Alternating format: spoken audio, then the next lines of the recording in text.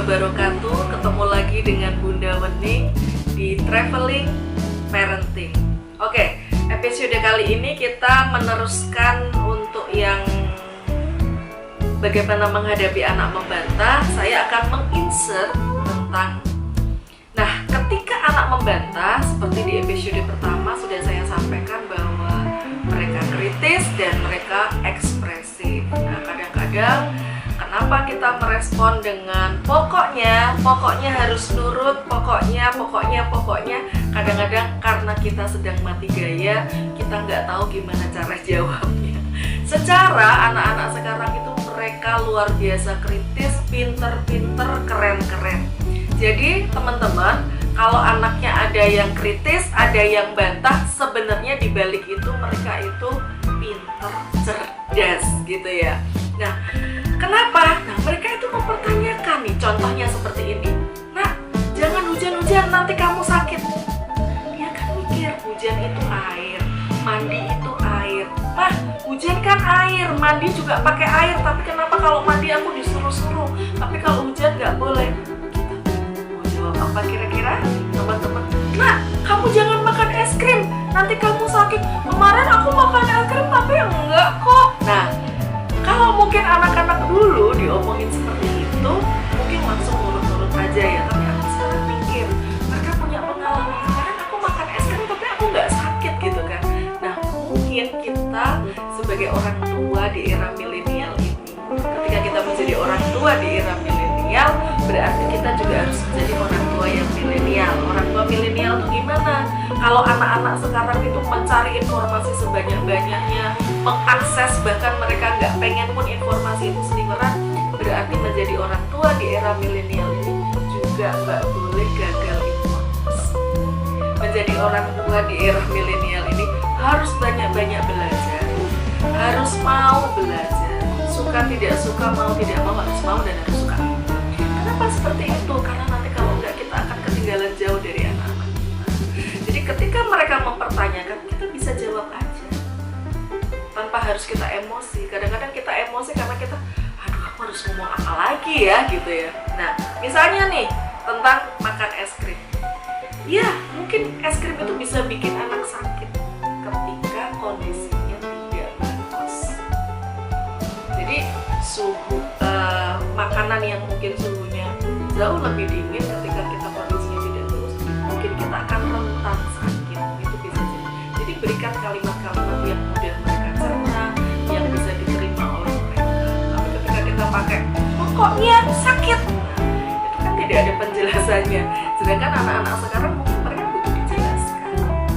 Ketika mereka nggak bisa mendapatkan dari orang tuanya atau orang-orang dewasa di sekitarnya, maka kira-kira mungkin nggak mereka akan mencari di tempatnya si mbak, yaitu si mbak ya. Padahal bisa jadi mungkin informasinya itu akan misleading gitu kan, mungkin akan tidak mendapatkan yang sebenarnya, atau bisa jadi dia, wah kata mama begini, wah kata Google seperti ini gitu kan.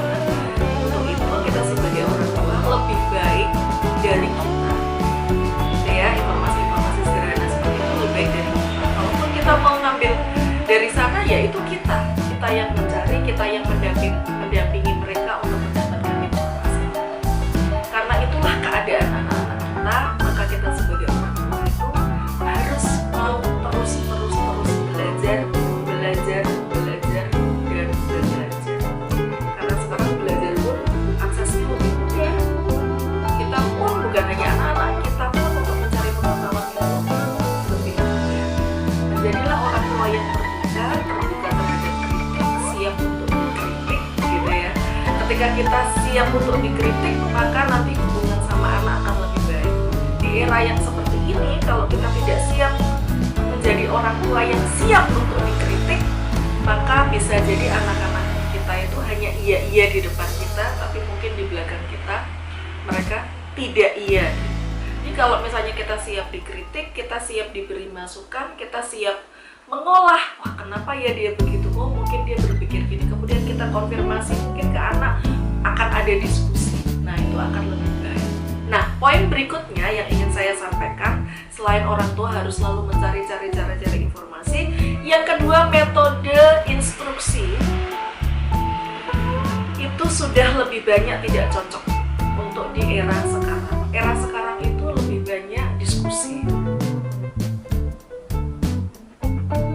Adalah tentang metode diskusi.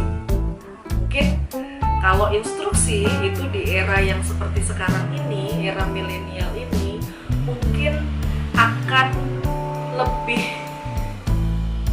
sudah nggak kompatibel.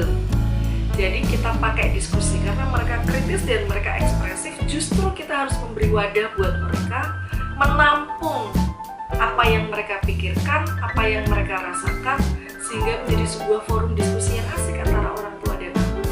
Kalau orang tua hanya pokoknya, maka tidak akan ada forum diskusi. Forum diskusi ini sangat penting karena selain memberikan wadah, juga bisa mengasah kemampuan berpikir kritis anak. Jadi ketika diskusi, anak diajak untuk mikir terus.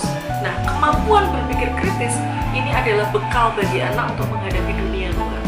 Ketika dia nanti di dunia luar, dia melihat sesuatu yang tidak sesuai, gitu ya, atau yang aneh, atau yang apapun itu, mungkin belum dipersepsikan aneh atau tidak, dia akan memikirkan itu secara kritis. Dia akan menganalisa, ini bagus nggak ya buat aku, penting apa enggak, masuk akal apa enggak. Nah, itu pentingnya, apa manfaatnya ketika kita mengembangkan kemampuan berpikir kritis. Salah satunya dengan cara diskusi. Nanti akan ada, kita bahas di episode yang lainnya tentang kemampuan berpikir kritis. Ini cuma saya sampaikan sedikit aja. Tapi fokusnya adalah lebih ke diskusi. Kalau diskusi itu gimana rumusnya? Diskusi itu 80% mendengarkan, 20% ngomong. Itu dari pihak kita ya. Jadi biar anak-anak kita tuh yang lebih banyak ngomong. Biar mereka yang 80% ngomong, 20%-nya yang mendengarkan. Tapi kita yang 80% mendengarkan, kita 20% aja ngomong. Biar mereka lebih banyak mengungkapkan. Mereka lebih banyak mengungkapkan, lebih banyak menyampaikan gitu. Karena kemampuan asertifnya juga harus kita asahkan kepada anak-anak kita ya. Nah, supaya kalau ada apa-apa, dia mau menyampaikan ke orang tuanya. Ketika tidak setuju, ketika tidak sesuai, ketika mereka tidak sepakat, mereka menyampaikan. Forum-forum diskusi ini kalau sering kita ciptakan di dalam rumah, maka anak-anak itu tidak usah kita korek-korek.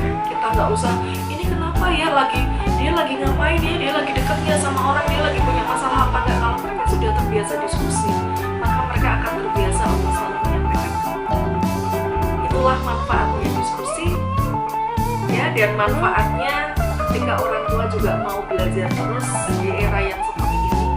Jadi nanti nggak ada bantah-bantahan lagi, yang ada adalah mendiskusikan pendapat, mendiskusikan nasihat ya, dan mendiskusikan respon. Sekian tentang diskusi dan tentang mencari informasi tentang orang tua yang harus up to date. Terima kasih banyak. Mohon maaf kalau ada salah kata dan perilaku. Alhamdulillahirabbil alamin. Traveling, parenting. Wassalamualaikum warahmatullahi wabarakatuh.